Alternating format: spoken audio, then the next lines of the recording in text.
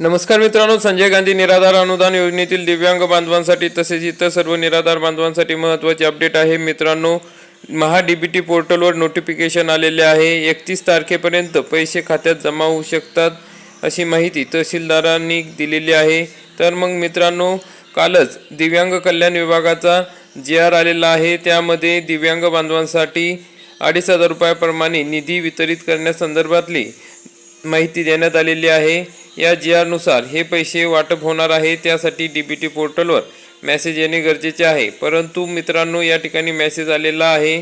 तर आपण या ठिकाणी बघू शकता, महा डीबीटी पोर्टलवर काय माहिती देण्यात आलेली आहे की आपणास सूचित करण्यात येते की डीबीटी प्रणालीवर दिनांक 25 ऑगस्ट 2026 रोजी 4 वाजल्यापासून ते दिनांक 26 ऑगस्ट 2026 रोजी म्हणजे आज 4 वाजेपर्यंत लाभार्थ्यांच्या लाभ वितरण RFT वितरण करण्याची कार्यवाही करण्यात येणार आहे। सदर कालावधीत महा डीबीटी पोर्टल तात्पुरते उपलब्ध राहणार नाही। लाभ वितरणाची प्रक्रिया पूर्ण झाल्यावर पोर्टल पूर्ववत सुरू करण्यात येईल अशी माहिती या ठिकाणी देण्यात आलेली आहे।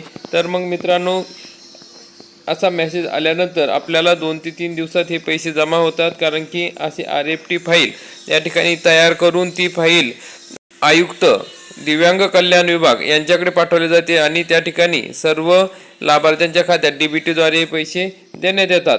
परंतु मित्रांनो, आपण विचारलेल्या माहितीनुसार ही जी फाईल आहे ही फाईल सध्या तयार होणार नाही, कारण की हा जो मेसेज आलेला आहे तो मेसेज लाडकी बहीण योजनेसंदर्भातला आहे। त्यामुळे आपल्याला पुढील आठवड्यापर्यंत थांबावे लागू शकते।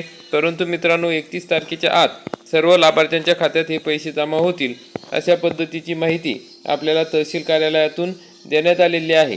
मित्रांनो, राज्य शासनाच्या सामाजिक न्याय व विशेष सहाय्य विभागामार्फत दरमहा पेन्शनची रक्कम थेट लाभार्थ्यांच्या बँक खात्यात डीबीटीद्वारे जमा केली जाते। त्याचप्रमाणे या महिन्यातसुद्धा हे पैसे लाभार्थ्यांच्या खात्यात जमा करण्यात येणार आहे। तसेच श्रावणबाळ सेवा राज्य निवृत्ती वेतन योजनेतील 65 वर्षे व त्यावरील ज्येष्ठ नागरिकांना दरमहा 1,500 रुपयाचे आर्थिक सहाय्य मिळते। इंदिरा गांधी राष्ट्रीय विधवा वृद्धापकाळ तसेच या सर्वांचे एकत्रित मानधन हे पुढील आठवड्यात देण्यात येईल अशी माहिती आपल्याला तहसील कार्यालयातून कळलेली आहे। तर मित्रांनो, या संदर्भातलं नोटिफिकेशन महा डीबीटी पोर्टलवर आल्यास आपल्याला लगेच कळवण्यात येईल। तर मित्रांनो, व्हिडिओ आवडल्यास, माहितीपूर्ण वाटल्यास व्हिडिओला लाईक करा आणि चॅनलला सबस्क्राईब करा। धन्यवाद। जय हिंद, जय महाराष्ट्र।